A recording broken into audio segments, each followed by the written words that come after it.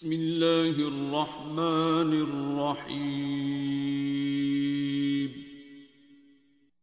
الرحمن نہایت مہربان، علم القرآن جس نے قرآن کی تعلیم دی، خلق الانسان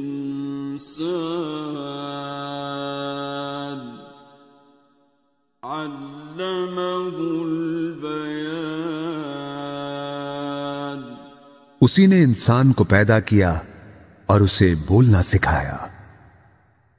الشمس والقمر بحسبان سورج اور چاند ایک حساب کے پابند ہیں، والنجم والشجر يسجدان اور تارے اور درخت سجدہ ریز ہیں۔ والسماء رفعها ووضع الميزان آسمان کو اس نے بلند کیا اور میزان قائم کر دی، ألا تطغوا في الميزان تاکہ تم میزان میں خلل نہ ڈالو، وَأَقِيمُوا الْوَزْنَ بِالْقِسْطِ وَلَا تُخْسِرُوا الْمِيزَانَ اور انصاف کے ساتھ وزن کو ٹھیک رکھو اور تول میں کمی نہ کرو۔ وَالْأَرْضَ وَضَعَهَا لِلْأَنَامِ زمین کو اس نے سب مخلوقات کے لیے بنایا، فِيهَا فَاكِهَةٌ وَالنَّخْلُ ذَاتُ الْأَكْمَامِ اس میں میوے ہیں اور خوشوں والی کھجوریں ہیں، وَالْحَبُّ ذُو الْعَصْفِ وَالرَّيْحَانِ اور بھوسے والا اناج ہے اور خوشبودار پھول ہیں۔ فَبِأَيِّ آلَاءِ رَبِّكُمَا تُكَذِّبَانِ بس اے گروہ جن و انسان، تم دونوں اپنے رب کی کن کن نعمتوں کو جھٹلاؤ گے۔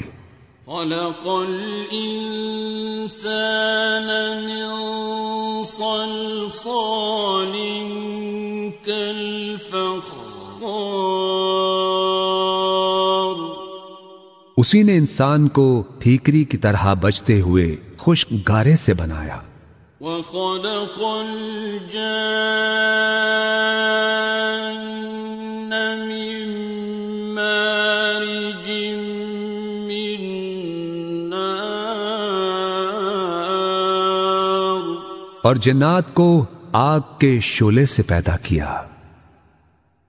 فَبِأَيِّ آلَاءِ رَبِّكُمَا تُكَذِّبَانِ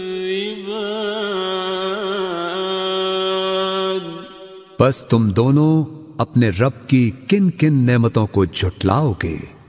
رب المشرقين ورب المغربين دونوں مشرقوں کا مالک اور دونوں مغربوں کا مالک، فبأي آلاء ربكما تكذبان بس تم اپنے رب کی کن کن نعمتوں کو جھٹلاؤ گے۔ مرج البحرين يلتقيان اسی نے دو سمندر رواں کیے جو باہم مل جاتے ہیں، بينهما برزخ لا يبغيان ان دونوں کے درمیان ایک آڑ ہے اور وہ اپنی حد سے تجاوز نہیں کرتے۔ فَبِأَيِّ آلَاءِ رَبِّكُمَا تُكَذِّبَانِ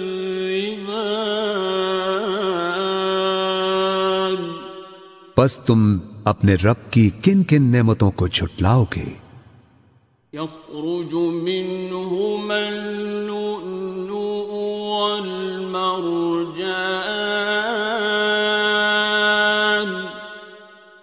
ان دونوں سمندروں سے موتی اور مونگے نکلتے ہیں۔ فَبِأَيِّ آلَاءِ رَبِّكُمَا تُكَذِّبَانِ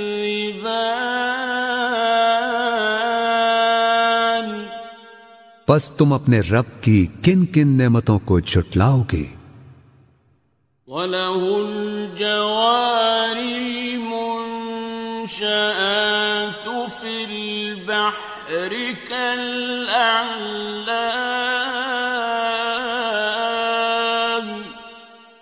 اور یہ جہاز اسی کے ہیں جو سمندر میں پہاڑوں کی طرح اونچے اٹھے ہوئے ہیں، اور اسی کے ہیں جہاز سمندر میں اونچے کھڑے ہوئے جیسے پہاڑ۔ فَبِأَيِّ آلَاءِ رَبِّكُمَا تُكَذِّبَانِ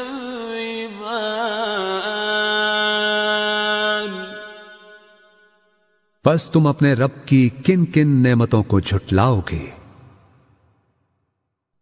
كُلُّ مَنْ عَلَيْهَا فَانٍ ہر چیز جو اس زمین پر ہے فنا ہو جانے والی ہے، وَيَبْقَى وَجْهُ رَبِّكَ ذُو الْجَلَالِ وَالْإِكْرَامِ اور صرف تیرے رب کی ذات باقی رہے گی جو صاحب عظمت و جلال اور صاحب انعام و اکرام ہے۔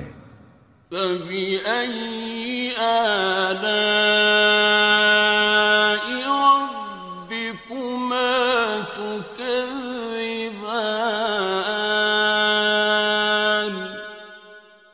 پس تم اپنے رب کی کن کن نعمتوں کو جھٹلاؤ گے؟ يَسْأَلُهُ مَن فِي السَّمَاوَاتِ وَالْأَرْضِ كُلَّ يَوْمٍ هُوَ فِي شَأْنٍ زمین اور آسمانوں میں جو بھی ہیں سب اسی سے مانگ رہے ہیں، ہر آن وہ نئی شان میں ہے۔ فَبِأَيِّ آلَاءِ رَبِّكُمَا تُكَذِّبَانِ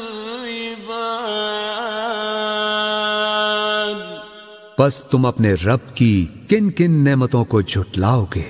سَنَفْرُغُ لَكُمْ أَيُّهَ الثَّقَلَانِ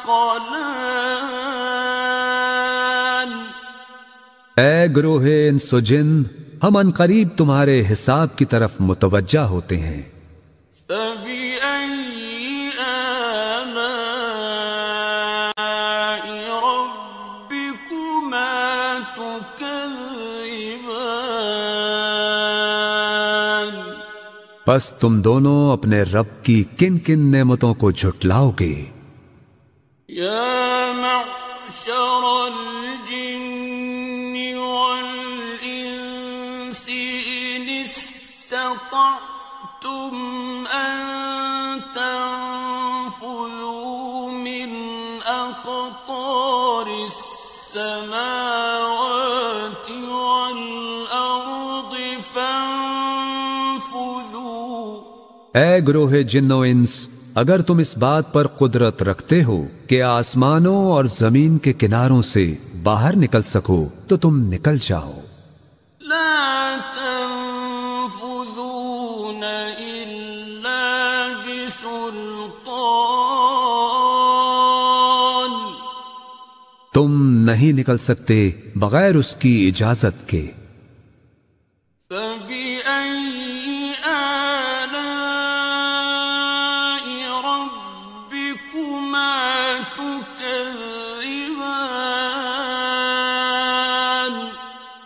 پس تم دونوں اپنے رب کی کن کن نعمتوں کو جھٹلاؤ گے؟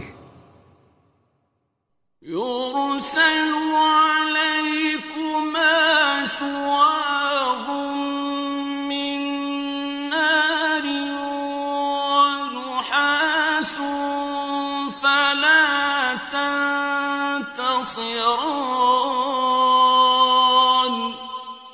تم دونوں پر آگ کے خالص شعلے بھیج دیے جائیں گے اور دھواں، اور تم دونوں ان سے بچ نہ سکو گے۔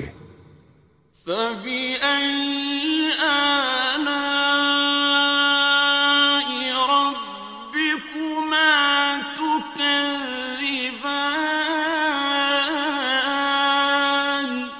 پس تم دونوں اپنے رب کی کن کن نعمتوں کو جھٹلاؤ گے؟ فَإِذَا انشَقَّتِ السَّمَاءُ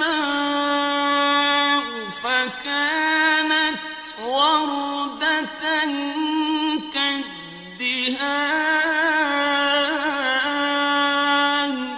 پھر جب آسمان پھٹے گا اور لال چمڑے کی طرح سرخ ہو جائے گا۔ فَبِأَيِّ آلَاءِ رَبِّكُمَا تُكَذِّبَانِ پس تم اپنے رب کی کن کن نعمتوں کو جھٹلاؤ گے؟ فَيَوْمَئِذٍ لَا يُسْأَلُ عَنْ ذَنبِهِ إِنسٌ وَلَا جَانٌّ سو اس دن نہ تو کسی انسان سے اس کے گناہ کی بابت پوچھا جائے گا اور نہ ہی کسی جن سے۔ فَبِأَيِّ آلَاءِ رَبِّكُمَا تُكَذِّبَانِ پس تم دونوں اپنے رب کی کن کن نعمتوں کو جھٹلاؤ گے؟ يُعْرَفُ الْمُجْرِمُونَ بِسِيمَاهُمْ فَيُؤْخَذُ بِالنَّوَاصِي وَالْأَقْدَامِ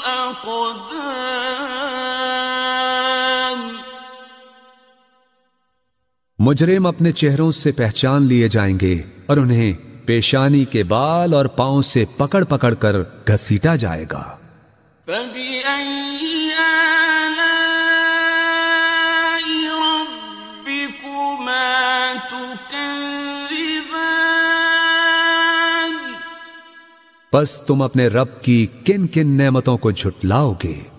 هَٰذِهِ جَهَنَّمُ الَّتِي يُكَذِّبُ بِهَا الْمُجْرِمُونَ یہی ہے وہ دوزخ جسے مجرم لوگ جھٹلایا کرتے تھے۔ يَطُوفُونَ بَيْنَهَا وَبَيْنَ حَمِيمٍ آنٍ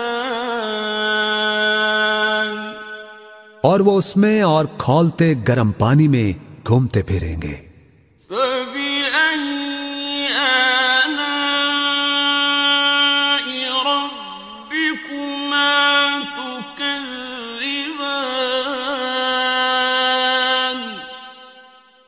پس تم اپنے رب کی کن کن نعمتوں کو جھٹلاؤ گے؟ وَلِمَنْ خَافَ مَقَامَ رَبِّهِ جَنَّتَانِ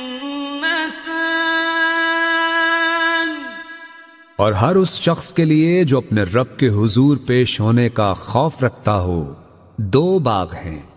فَبِأَيِّ آلَاءِ رَبِّكُمَا تُكَذِّبَانِ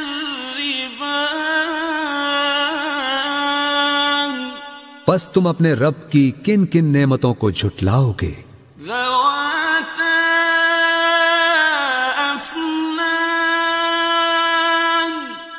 جو دونوں سرسبز و شاداب گھنی شاخوں والے ہیں۔ فَبِأَيِّ آلَاءِ رَبِّكُمَا تُكَذِّبَانِ پس تم اپنے رب کی کن کن نعمتوں کو جھٹلاؤ گے؟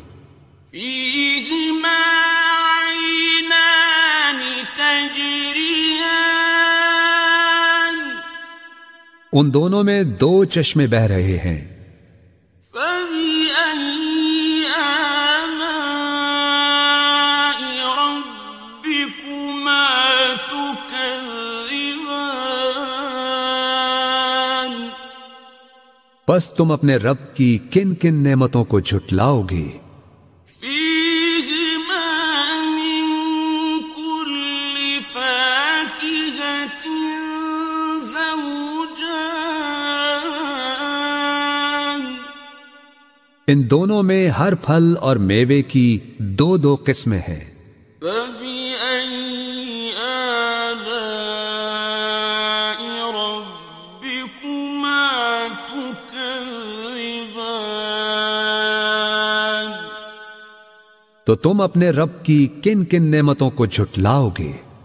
متكئين على فرش بطائنها من استبرق جنتی لوگ ایسے فرشوں پر تکیے لگا کے بیٹھے ہوں گے جن کے استر دبیز ریشم کے ہوں گے۔ وجنى الجنتين دان اور باغوں کی ڈالیاں پھلوں سے جھکی پڑ رہی ہوں گی۔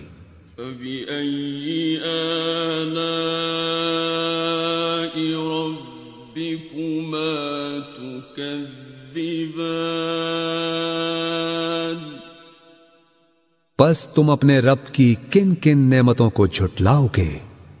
فيهن قاصرات الطرف لم يطمثهن إنس قبلهم ولا جان اور ان میں نیچی نگاہ رکھنے والی حوریں ہوں گی جنہیں پہلے نہ کسی انسان نے ہاتھ لگایا اور نہ کسی جن نے۔ فبأي آلاء ربكما تكذبان پس تم اپنے رب کی کن کن نعمتوں کو جھٹلاؤ گے؟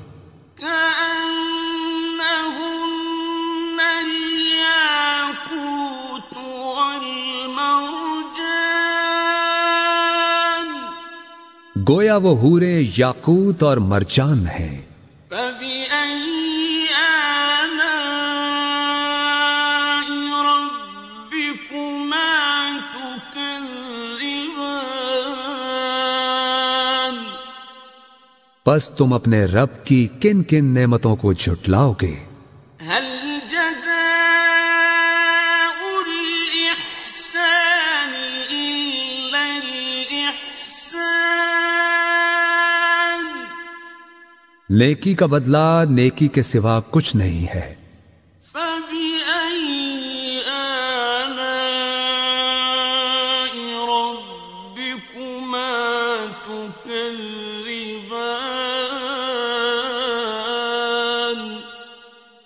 پس تم اپنے رب کی کن کن نعمتوں کو جھٹلاؤ گے؟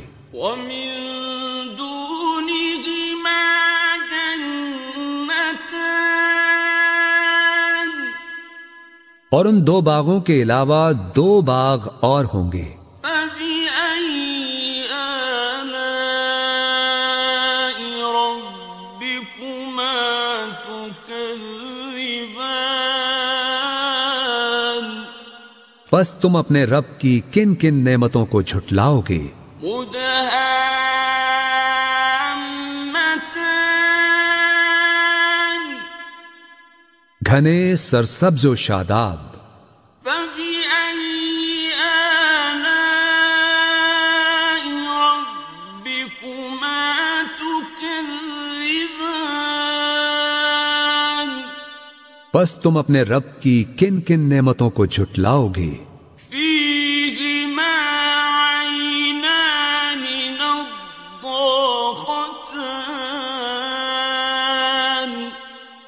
دونوں باغوں میں دو چشمے فواروں کی طرح ابلتے ہوئے، فبأي آلاء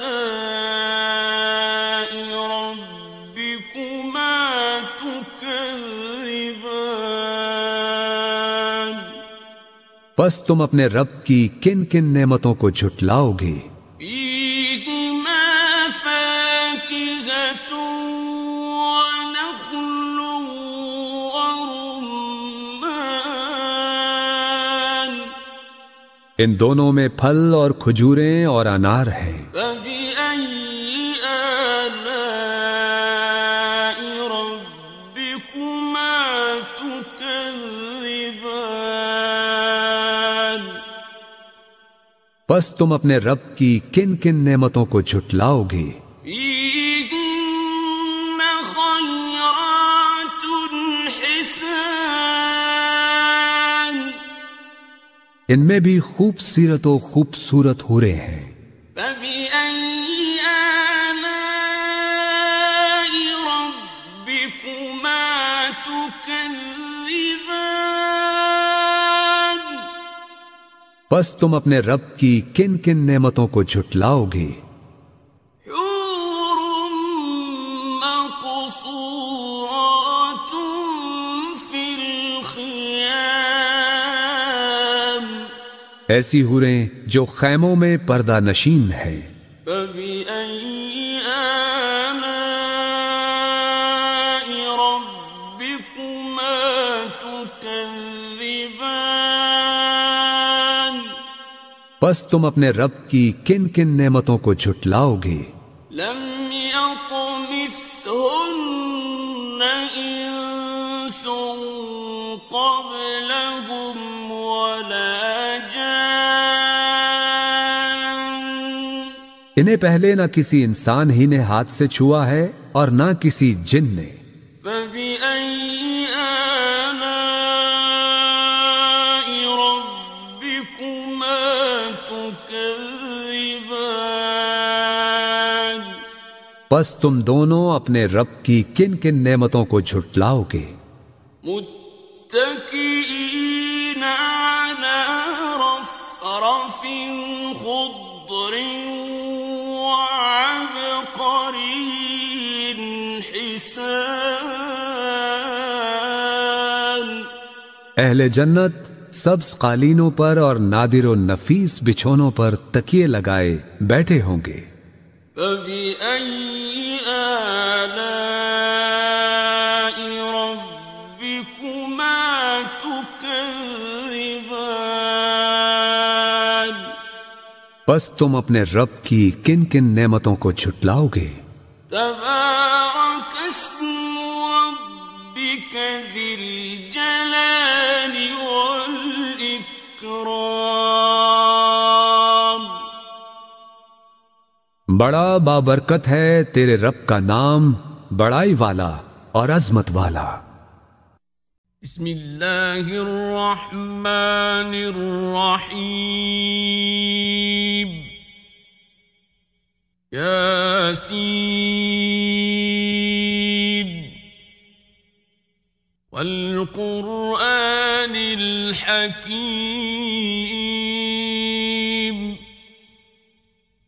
إنك لمن المرسلين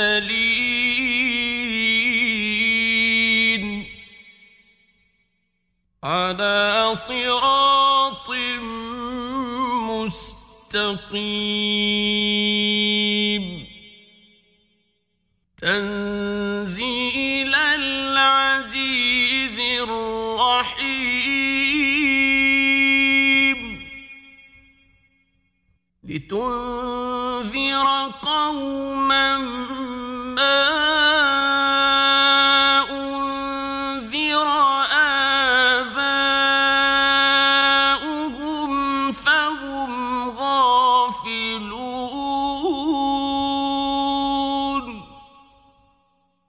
لقد حق القول على أكثرهم فهم لا يؤمنون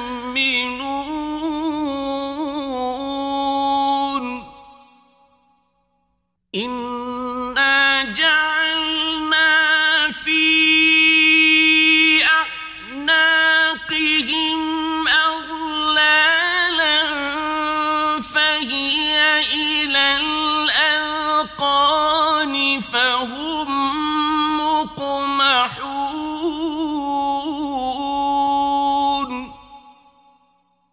وجعلنا من بين أيديهم سدا ومن خلفهم سدا فأغشيناهم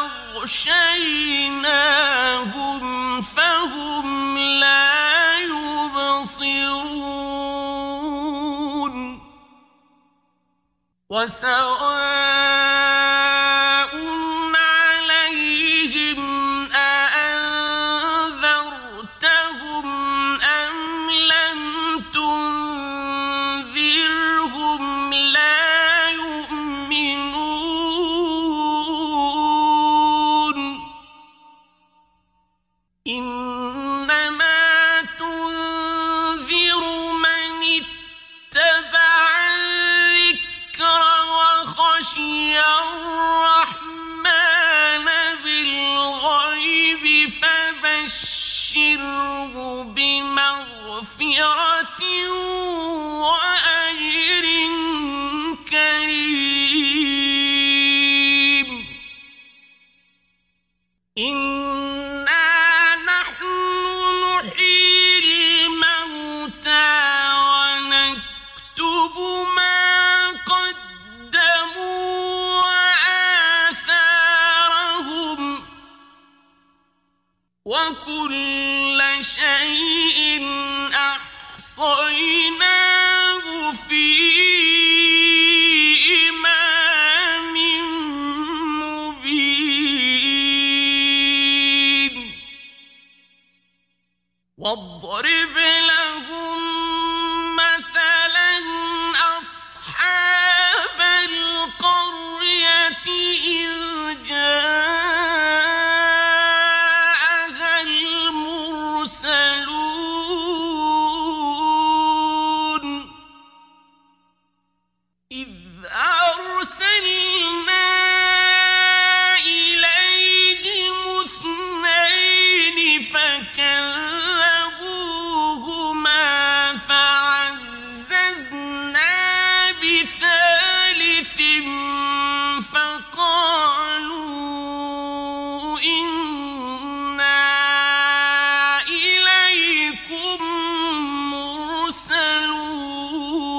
مرسلون قالوا ما أنتم إلا بشر مثلنا وما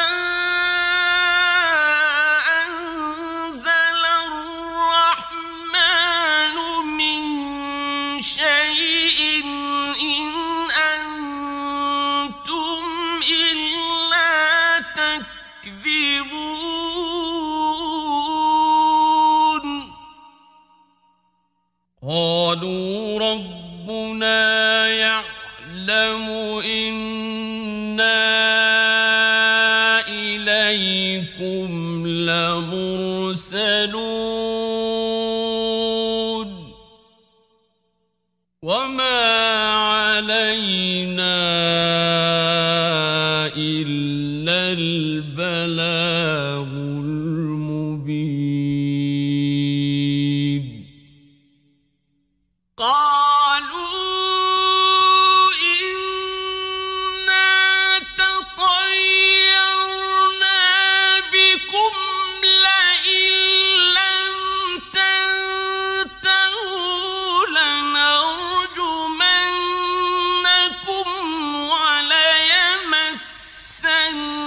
وليمسنكم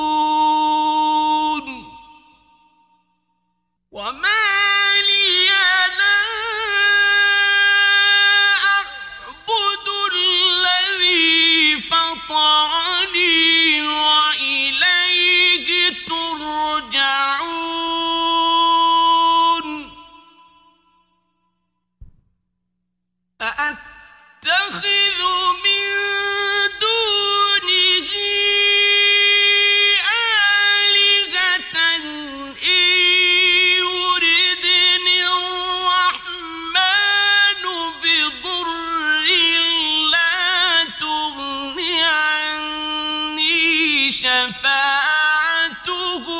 شيئا ولا ينقذون إني إذا لفي ضلال مبين إني آمنت بربكم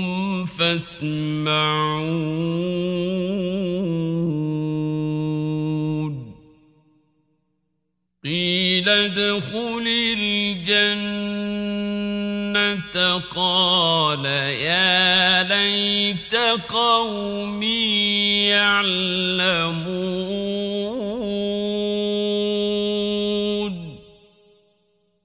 بما غفر لي ربي وجعلني من المكرمين وما أنزلنا على قومه من بعده من جند من السماء وما كنا منزلين إن كانت إلا صيحة واحدة فإذا هم خامدون يا حسرة على العباد ما يأتيهم من رسول إلا كانوا به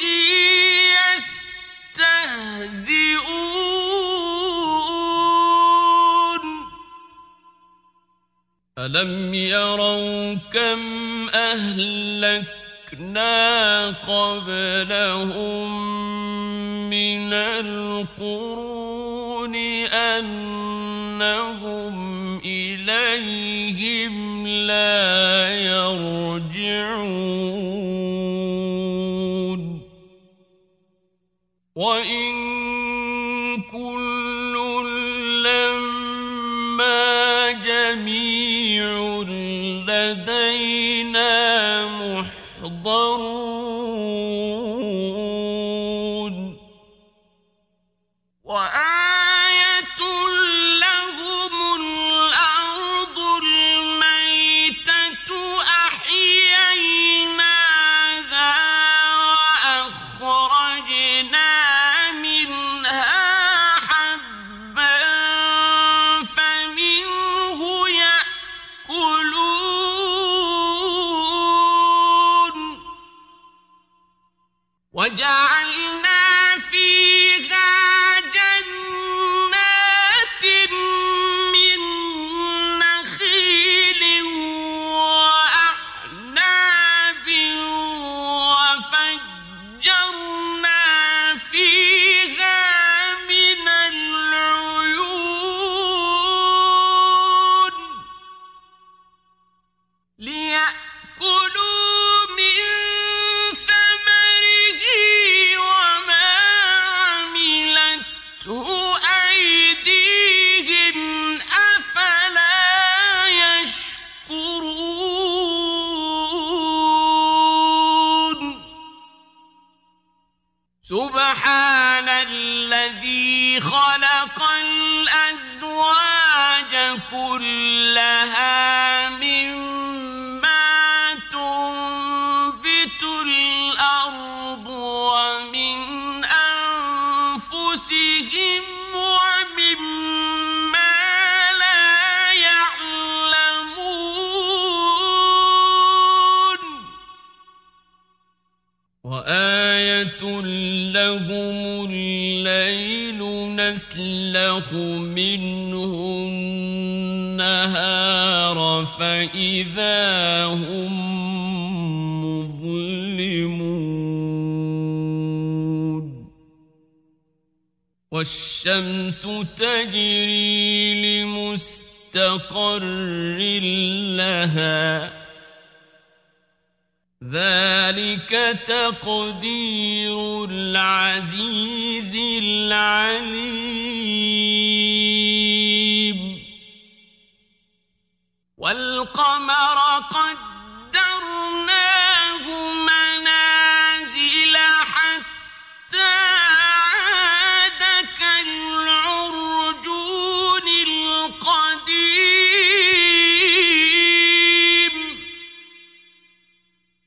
لا الشمس ينبغي لها أن تدرك القمر ولا الليل سابق النهار وكل في فلك يسبحون وآية لهم أنا حملنا ذريتهم في الفلك المشحون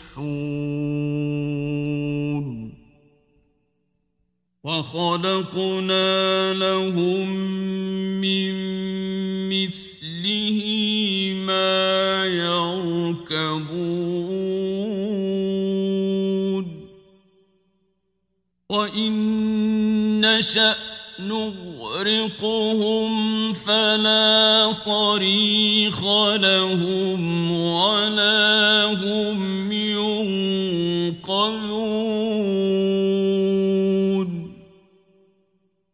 إلا رحمة منا ومتاعا إلى حين وإذا قيل لهم اتقوا ما بين أيديكم وما خلفكم لعلكم ترحمون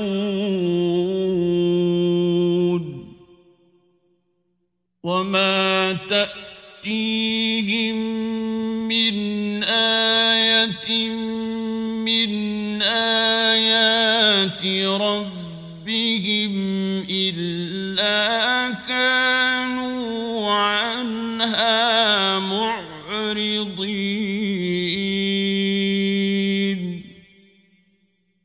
وإذا قيل لهم أنفقوا مما رزقكم الله قال الذين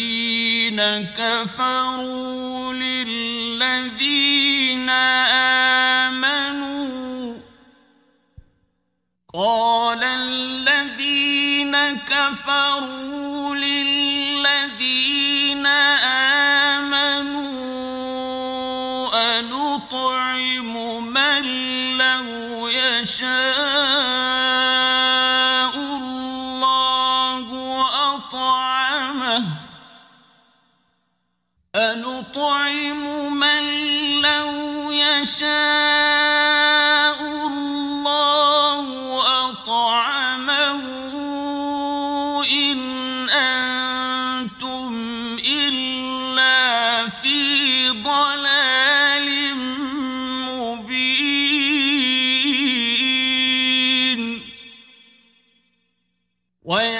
ويقولون متى هذا الوعد إن كنتم صادقين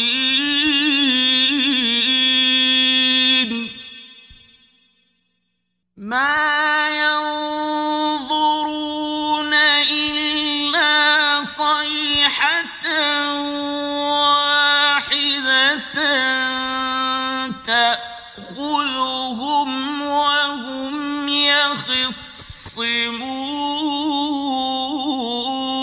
يخصمون فلا يستطيعون توصية ولا إلى أهلهم يرجعون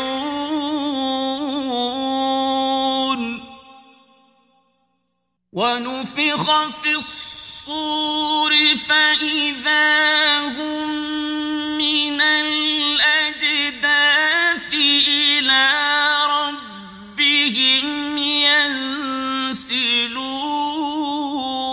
ينسلون قالوا يا ويلنا من بعثنا من مرقدنا هذا ما وعد الرحمن وصدق المرسلون إن كانت إلا صيحة واحدة فإذا هم جميع لدينا محضرون فاليوم لا تظلم نفس شيئا ولا تجزون إلا ما كنتم تعملون إن أصحاب الجنة اليوم في شغل فاكهون هم وأزواجهم في ظلال على الأرائك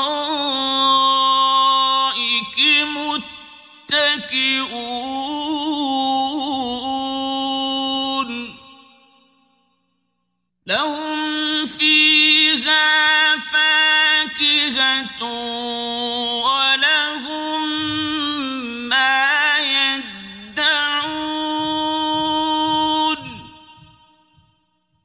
سلام قولا من رب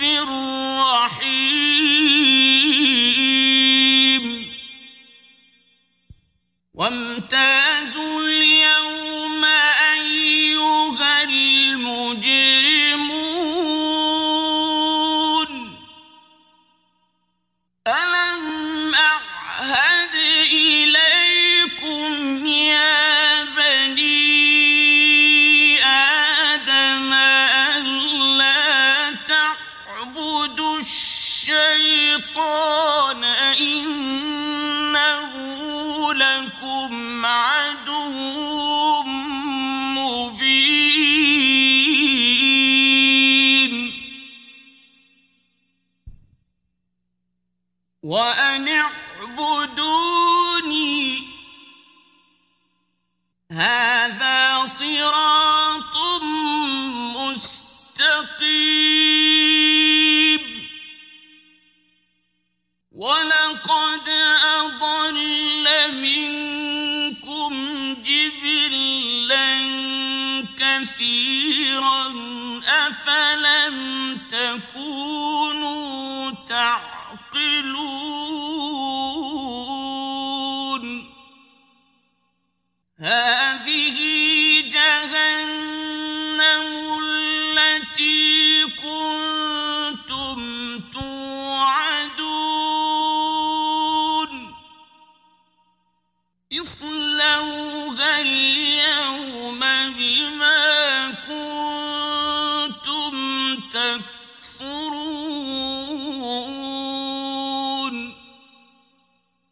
اليوم نختم على أفواههم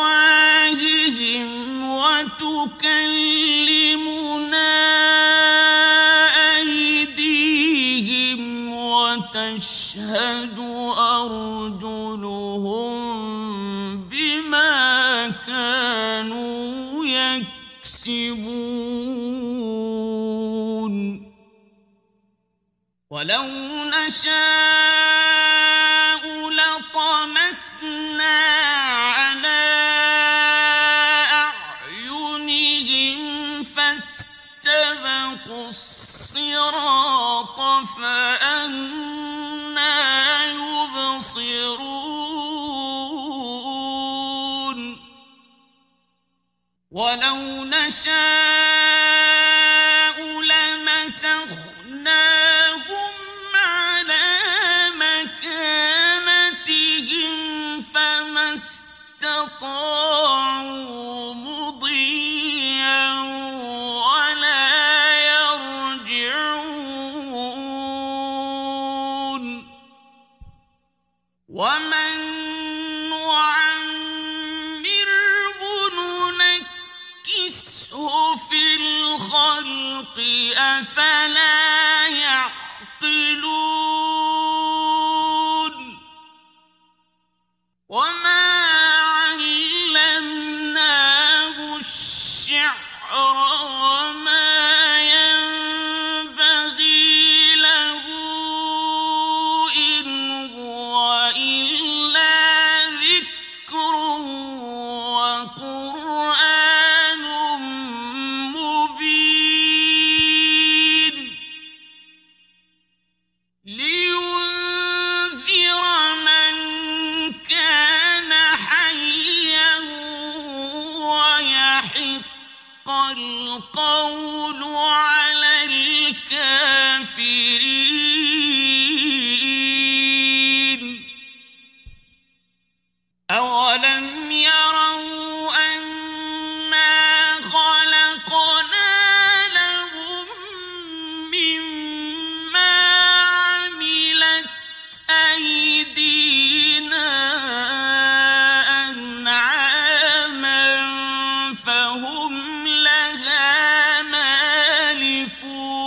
مالكون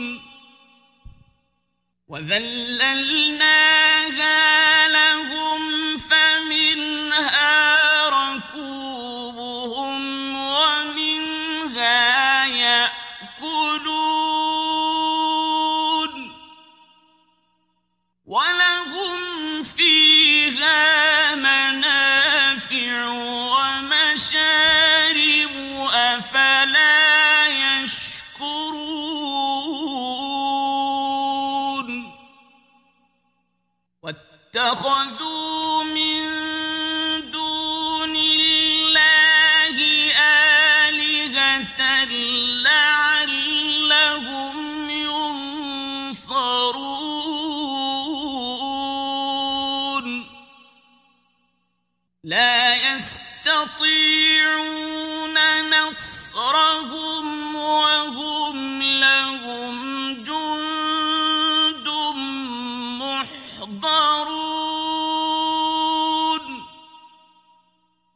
فلا يحزنك قولهم إنا نعلم ما يسرون وما يعلنون